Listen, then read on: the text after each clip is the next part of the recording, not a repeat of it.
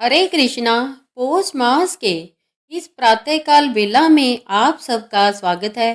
परम भगवान श्री कृष्ण को समर्पित और सूर्य नारायण देव को अर्पित यह पौष मास हमारी आध्यात्मिक साधना को तीव्र बनाने का सुंदर अवसर लेकर आया है। और इसी पौष मास में हम श्रवण कर रहे हैं हमारे पुराणों से ली गई इन सुंदर पौष मास की पौराणिक कथाओं को। तो चलिए हमारे इसी कथा यात्रा को आगे बढ़ाते हैं और सुनते हैं आज की पौष मास कथा। आइए आज की कथा आरंभ करते हैं।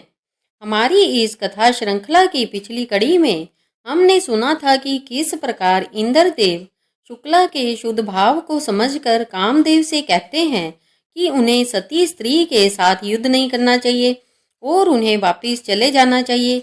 इस प्रकार इंद्रदेव ने कामदेव को उत्तम शिक्षा देने के लिए बहुत सारी नीति युक्त बातें कही, लेकिन कामदेव इससे संतुष्ट कहाँ होने वाले थे।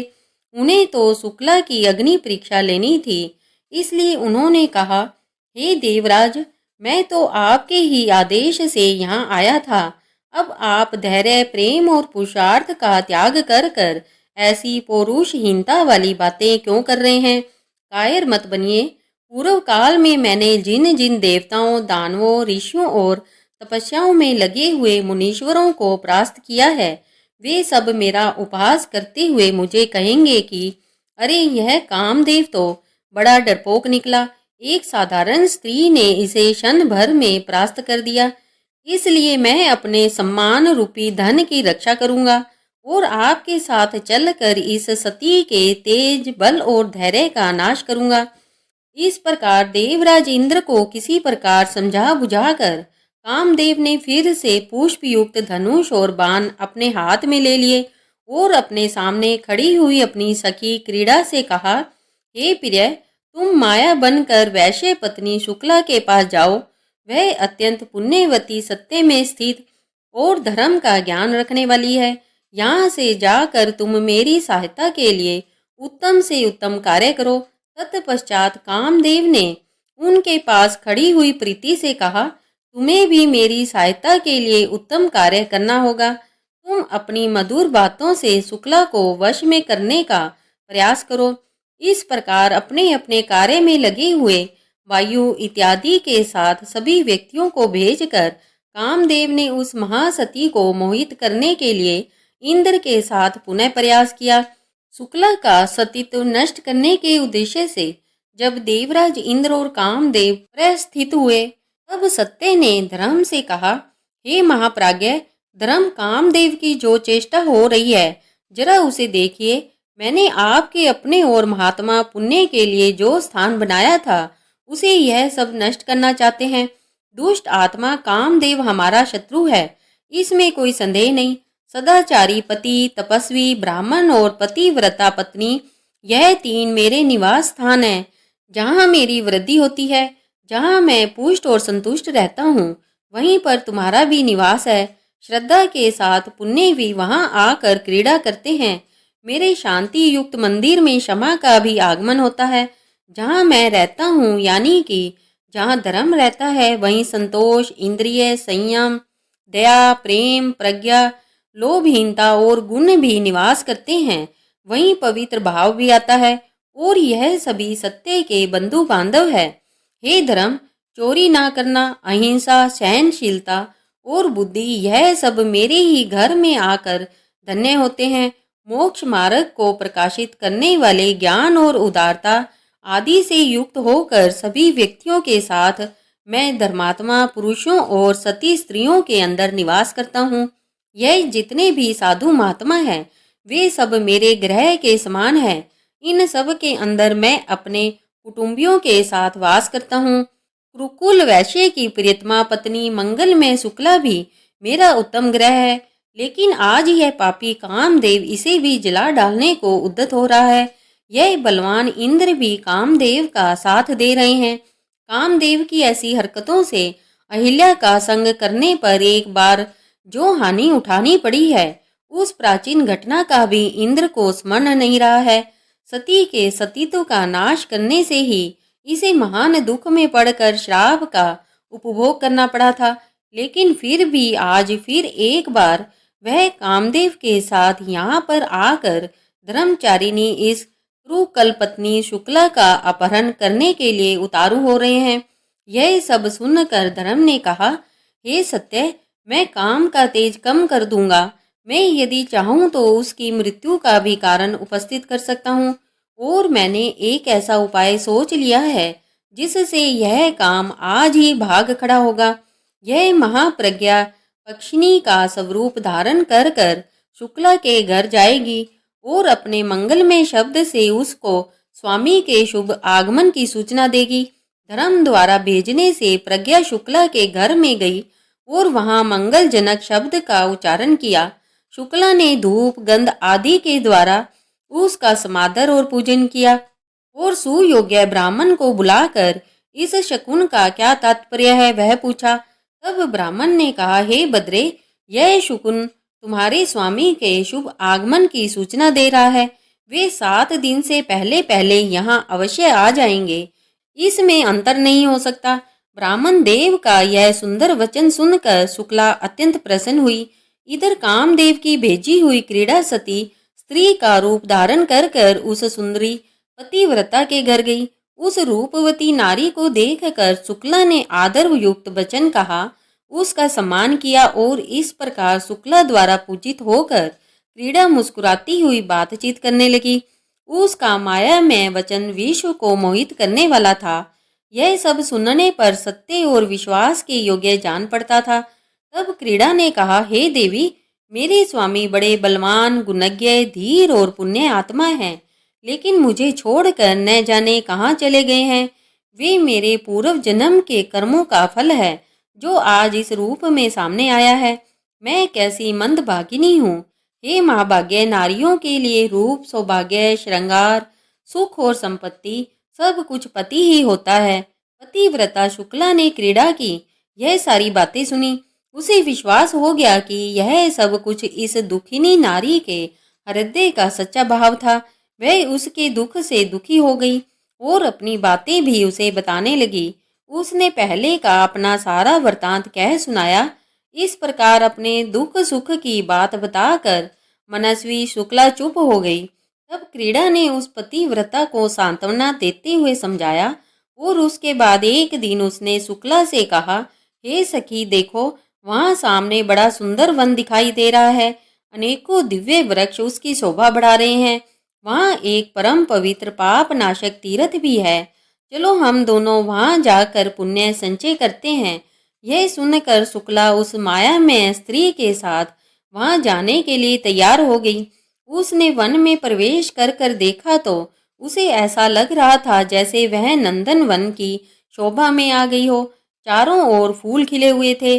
सैकड़ों कोकिलों के कलरव से सारा वन प्रांत गूंज रहा था।